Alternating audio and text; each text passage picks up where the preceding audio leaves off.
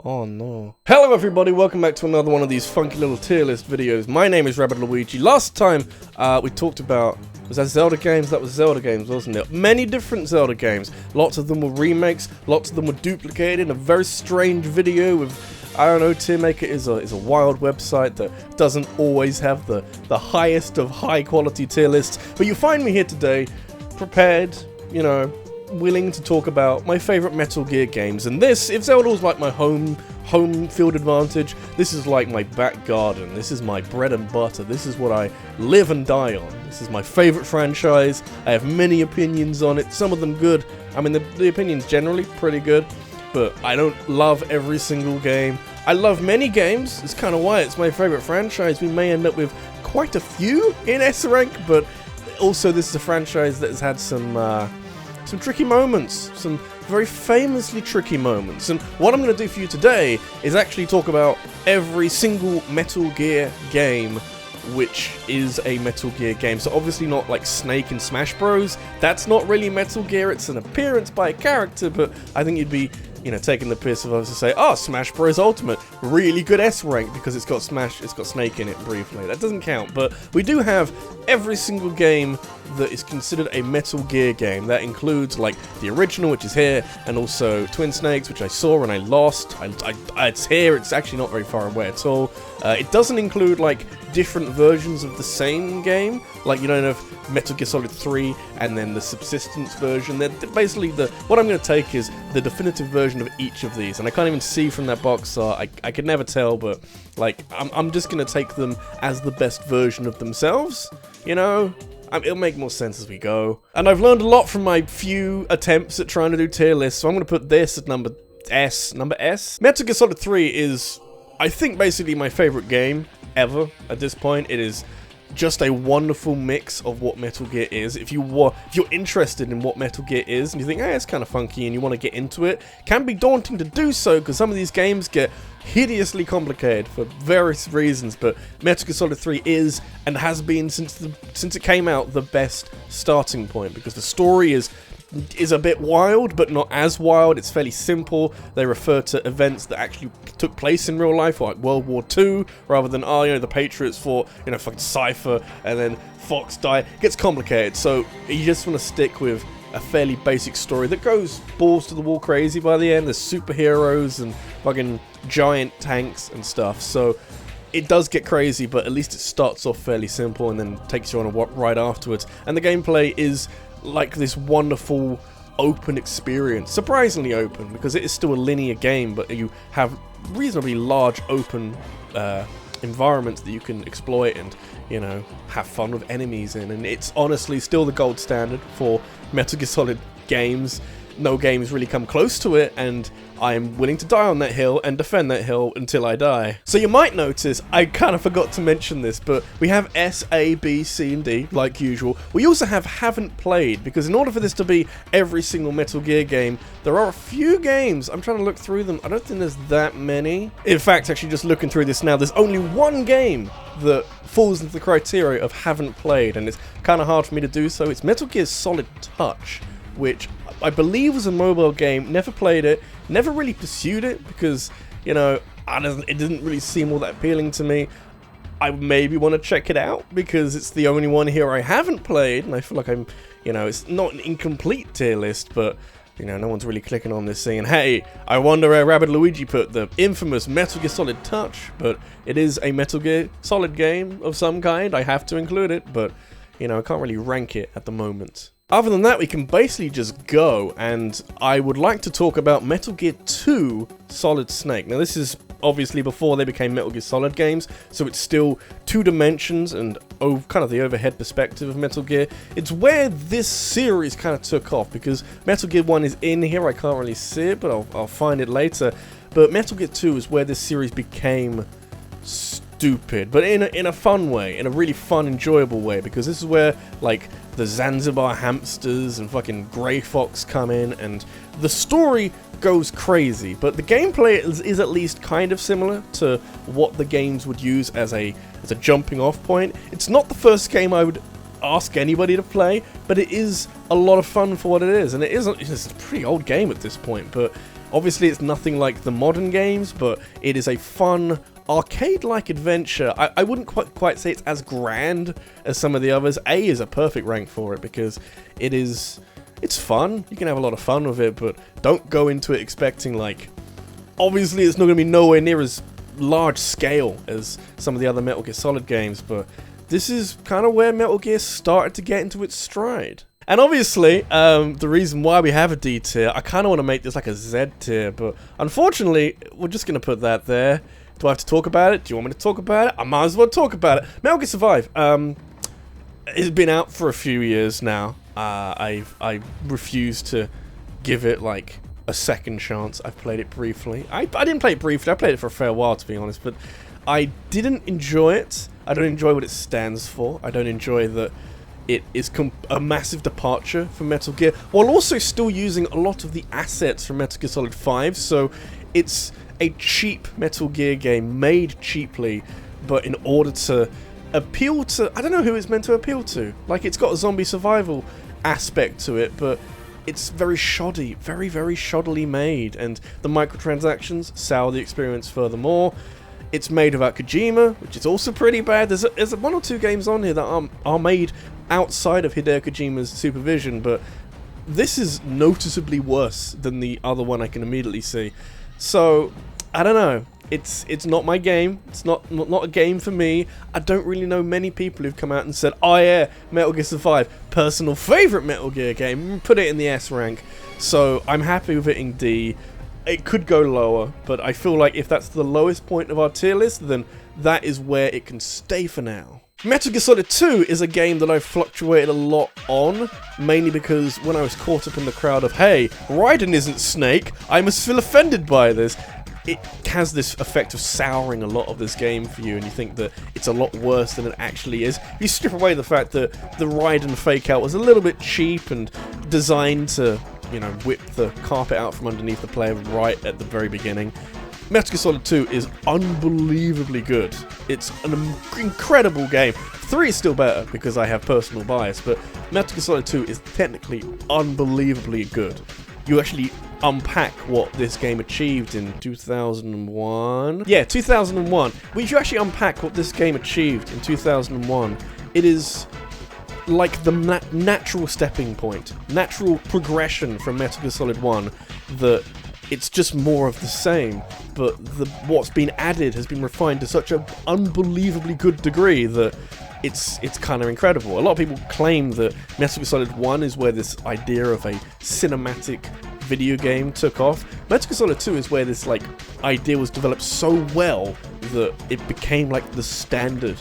If you want to make a dramatic, impressive shooter of any kind, really, this is where you go. And it's weird because like you want to get angry at the Raiden thing, but it's such a shallow thing to disagree on this game for, because this game would still be incredible if Snake was the main character. It doesn't change because Raiden's here. It's just a little bit different. Kojima being a bit weird, but he still made a fucking awesome game. And now we arrive to maybe the most interesting part of this video, because, you know, Metal Gear Solid Touch is an interesting point, I suppose, because I haven't played it, but do you remember that Metal Gear has spin-off games? Not many. There's not a ton. It kind of pads out the tier list a little bit, but Metal Gear Acid, this is 2, I think. This is 1.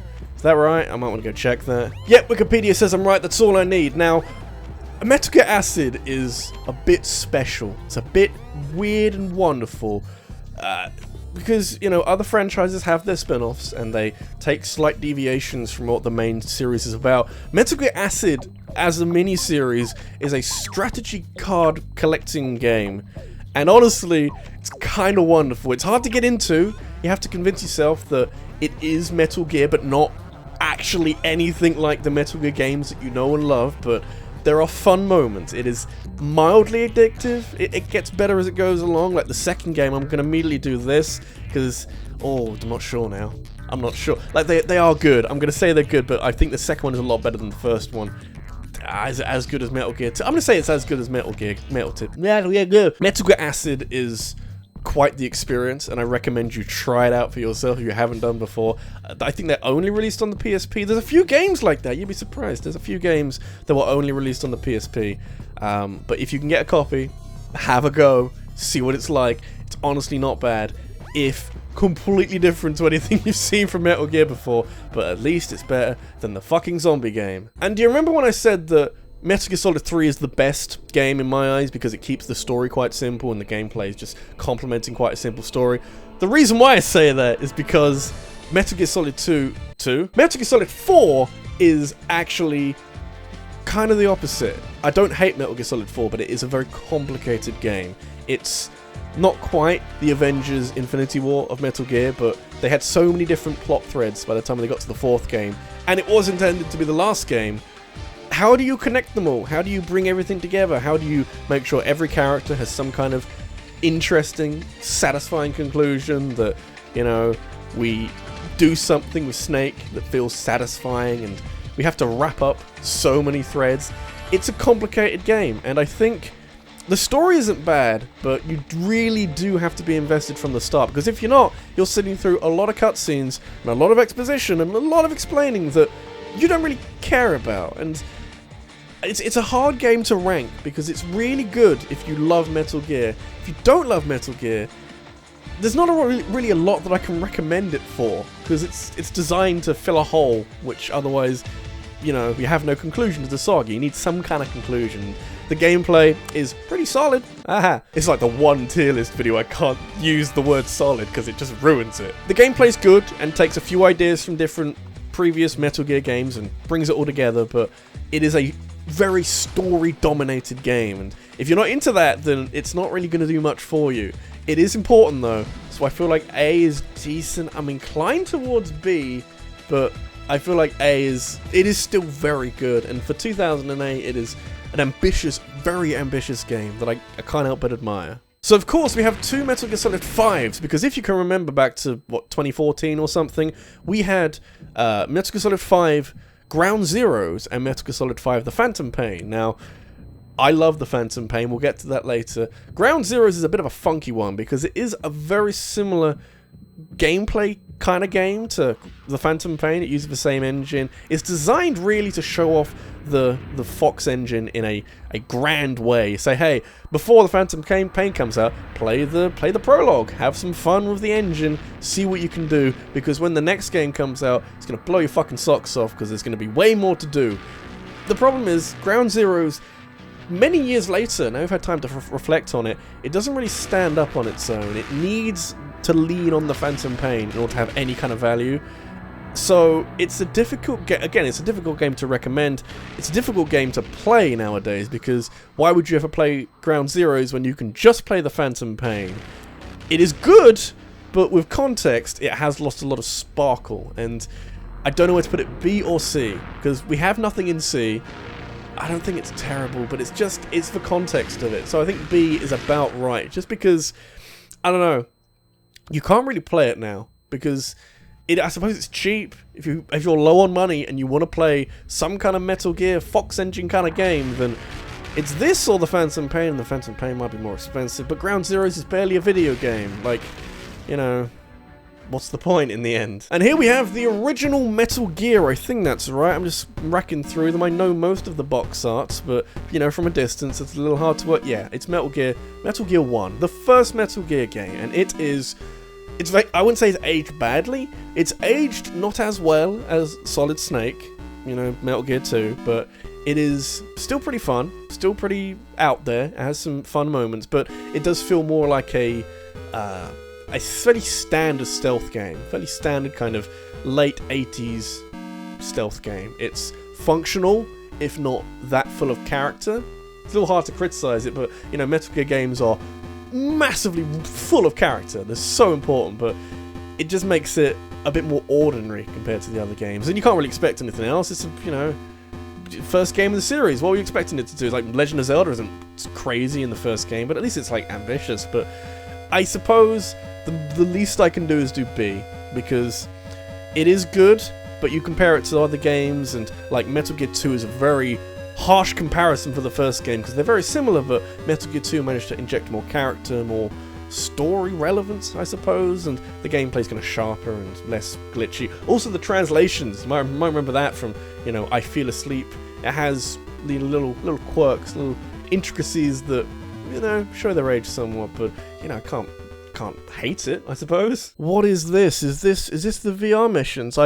I'm sure you can see. I'm kind of a little far away from my screen, so I'm going to, like, manually zoom in. Yeah, that's Metal Gear VR missions, and from what I remember, all they did is they took the VR missions from Metal Gear Solid and they just made it bigger. They just made it... I forget how many stages there were, but there were, like, hundreds of stages that you could play around in, and it was fun to do. It is a little strange to recommend nowadays because it's just, like, really raw. I don't remember being a standalone release. It was definitely packaged in with Metal Gear Solid, but it was definitely a of its time release. Like, they wanted to show off the VR missions, and the VR missions are fairly basic. If you played the game, they just, like, strip everything back, and you, like a practice range. It's like a puzzle game, I suppose, but you're not required to do much, but you kind of unpick the lock of the relative, you know, relevant VR stage, and it's a fun experiment, but on its own, it's, you know, I've never seen it on its own. Has it ever been released on its own? I can't really say. B is like the only place I can put it. Can I put anything else in C? I want to put Ground Zeroes in C now, because it was kind of shitty of Konami or Kojima, whoever decision it was in the end, to release this as a standalone game, but yeah, I'm happy with that now. My manual zoom says this might be Portable Ops. Do I have to check the box art? Is a Portable Ops isn't anywhere? Yeah, the Portable Ops isn't actually anywhere else, so this has to be, yeah, okay. Now, Portable Ops is actually a really good game. Now, for the PSP, it's pretty spectacular. The only thing is when you compare it to other games, and I hate doing that because it will always trip up, but Portable Ops is very fun for the kind of game it is, and it is technically portable Metal Gear, which I don't think hasn't been done. Oh, it's been done a few times, but like portable traditional Metal Gear hasn't been done since, you know, Acid is there. Ghost Babel is there as well, but it's very fun to take Metal Gear on the go, and I enjoyed it immensely while it was briefly there. It's actually kind of interesting because it follows on from the events of Metal Gear Solid 3. It kind of starts off, not really starts off, but continues that storyline to a conclusion that, you know, it's basically Metal Gear Solid 5. And from what I can remember, I think this was a game that Kojima didn't have a massive influence on, and I'm not sure how much to read into that because it does feel like it's an odd Metal Gear game because it's definitely got the same kind of feel to it, but maybe not the same kind of love as some of the like top tier Metal Gear games, which makes me think I should probably put it in A because it is wonderful, but it is slightly lacking in a few areas, and, you know, S tier, you gotta be good to get into S tier. Now, Ghost Babel, you might think it's a Metal Gear game on the Game Boy Color. Are you insane? Slightly, I imagine, because Metal Gear on a Nintendo platform, I think maybe the first release of a Nintendo, you know, Metal Gear on a Nintendo platform, potentially, I'll have to check that one, but it is an odd idea to put Metal Gear on the Game Boy Color. It you know, can't exactly run it to its full, but it is a very unique style of Metal Gear game because A, I'm pretty sure Kojima wasn't involved, B, it is actually kind of wonderful for what it is, and C, it's basically a way of bringing the first two games to the Game Boy in some kind of way. They're not the same, it's not like a remake, I think it's like alternate continuity, which is why they can kind of get away with not having Kojima involved, so they can write their own crazy fucking story, but it is honestly kind of surprising how well this holds up all these years later.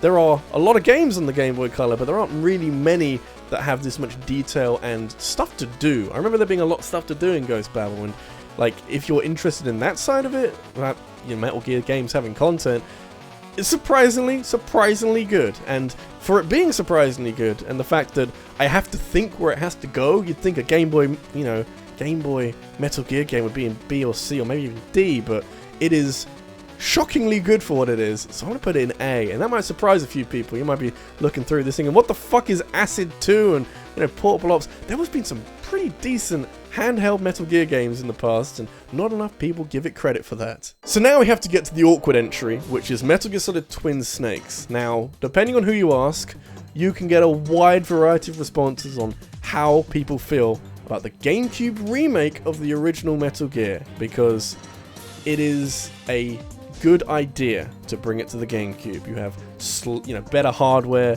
an opportunity to retweak a few ideas in the game. It's kind of where the cinematic style of Metal Gear took off in a slightly ridiculous direction, because a lot of the cutscenes have been reshot and re-edited, and obviously the graphical style has been improved, so you can do some crazy things with the cutscenes now, but it has lost a bit of its soul. Like, Metal Gear on the PlayStation 1, I should probably do that as well while I'm here, because this is an S-tier game.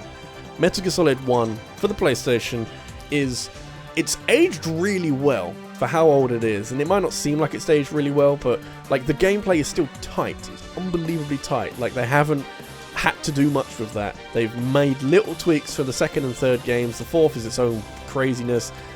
All they've had to do really is just build on it and add more things, because when Metal Gear Solid 1 came out, it was sensational. There was so much going on, so many little attentions to details, just so much thought and love had been put into a game.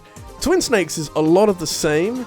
It's still very similar because it is just a remake, but it is a slightly disrespectful remake, and that might sound a little bit weird, but it does do some strange things with Metal Gear, and for that I can't really put it in S.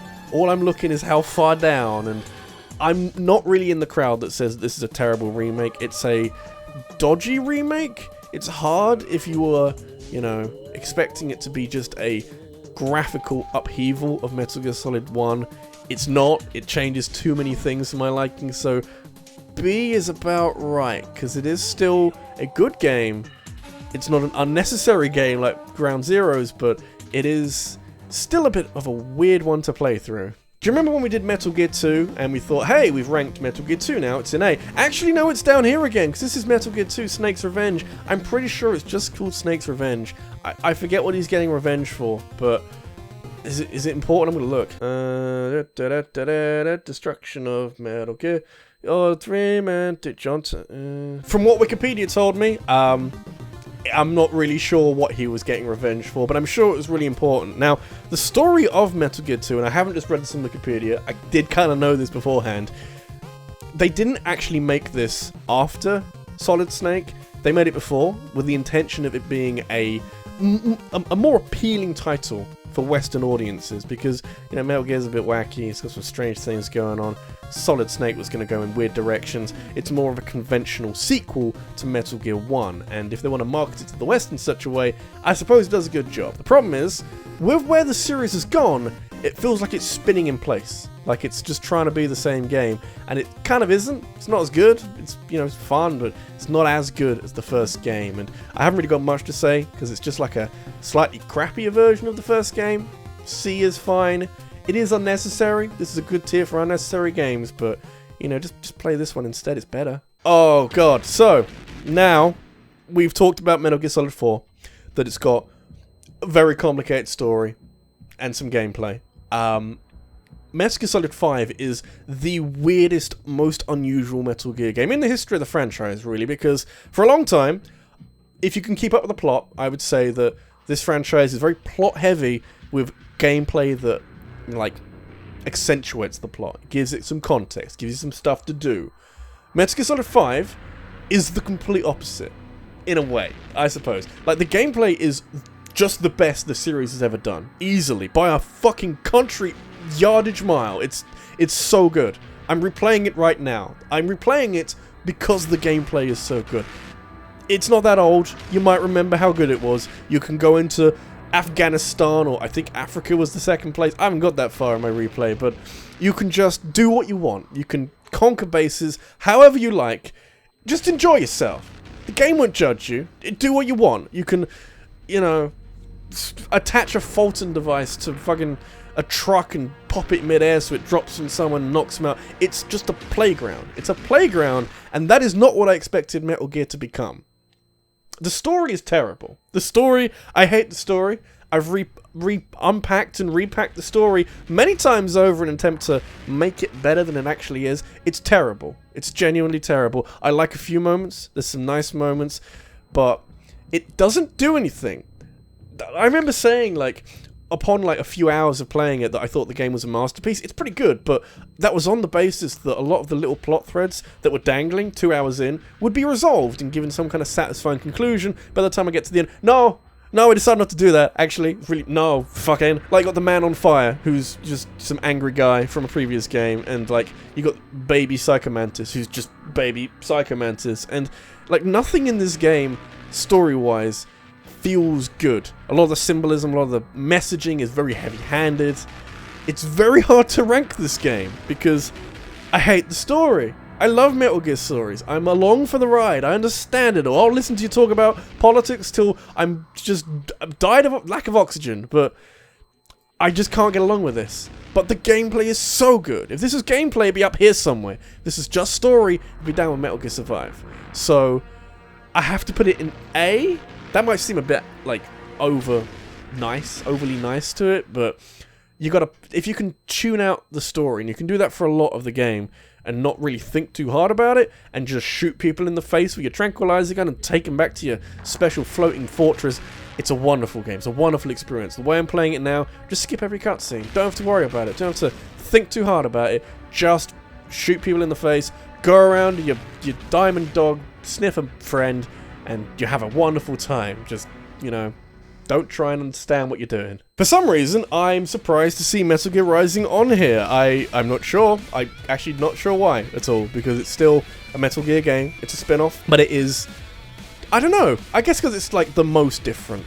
I guess my Phantom Pain isn't that, but ow, I've just cut myself. I had spicy chicken wings for dinner, and like I got some on my hand and in a wound, and it's really angry at me for some reason. But back on topic, because Metal Gear Rising is a very strange game. I've said that a lot. I feel like I repeat myself a lot in these tier lists, but Metal Gear Rising is obviously a big departure from anything that this series might hold true to values, and that includes a bigger departure than Metal Gear Survive. As weird as that is to say, it's so different, but also, I suppose, a little bit more interesting, like, as a departure, because it's not zombies, it's just hack and slash. It's riding with fucking high-frequency blade, cutting people in half, and making blood come out of everywhere, and it's just, like, really self-indulgent. It's unbelievably self-indulgent. Gotta stop saying unbelievably. Because a lot of people said that when Raiden turned up in Metal Gear Solid 4 as this cyborg ninja, they were trying very hard to make him cool again after people weren't so hot about him in Metal Gear Solid 2.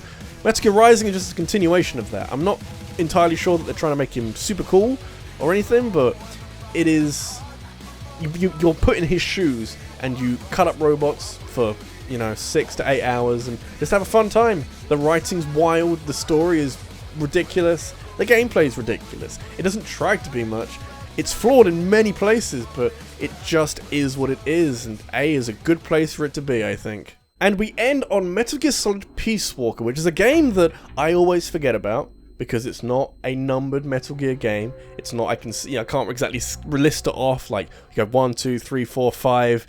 It's nowhere in there. It's kind of, it was released after 4, but it's not 4.5. It's actually kind of a sequel to Portable Ops, but it's also released on the PS3 as part of the HD collection, so you can play it on widescreen and not on a fucking portable system, which nobody bought, but I mean, less people bought the PSP. I was thinking the PS Vita. Metal Gear Solid Peace Walker is maybe the single most underrated Metal Gear game in this entire tier list, and maybe that alludes to where I'm going to put it, because what it did in 2010, after the insanity that was Metal Gear Solid 4, is it kept things quite tight, quite close-knit, but also very ambitious. Like, this game had a ton to do. So much. There was...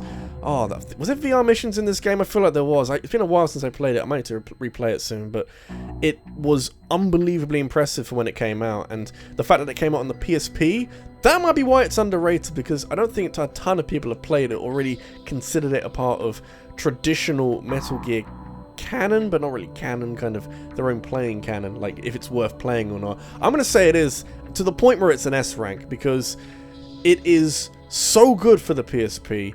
It's, I don't think it's like one of the best selling games or anything, but it didn't sell great on the PSP, which makes me really sad, because even when it came into the PS3 with the HD collection, a lot of people say, oh, I got, you know, Metal Gear Solid 2 and 3 on there, that's fine, we'll deal with that. Metal Gear Solid Peace Walker kind of stands out as this weird thing on the disc, but it's honestly like that collection is, as you can see, you've got 3, 2, 1, and also Peace Walker. It's really good. It sets up the continuity of Ground Zeroes and Phantom Pain really nicely, while also being its own really incredible game. And they keep things nice and simple, while also going kind of buck fucking wild with certain other things. And I recommend it greatly. If there's one takeaway from this video, everybody go play Peace Walker, because you will not regret it, I'm telling you. So that is my video. I'm looking at the tier list and I'm seeing a bias towards better games. Maybe I'm just more positive as an individual. Maybe I need to talk about a franchise that isn't one of my all-time favorites. I'm not sure. A lot of people want me to talk about Sonic. Might do that next week. We'll see how that goes. But anyway, do you disagree? You're allowed to. You're definitely allowed to. So let me know in the comments below where you'd put all these games. Would you put Metal Gear Survive at number S? Would you do that? Why would you do that? Are your parents proud? They shouldn't be. So let me know your own rankings and let me know what you'd like me to talk about next week. I might just do Sonic because I want to talk about some shitty games, and there's lots of those, so that could be fun. Anyway, thank you all for watching, and I'll see you in the next one. Take care.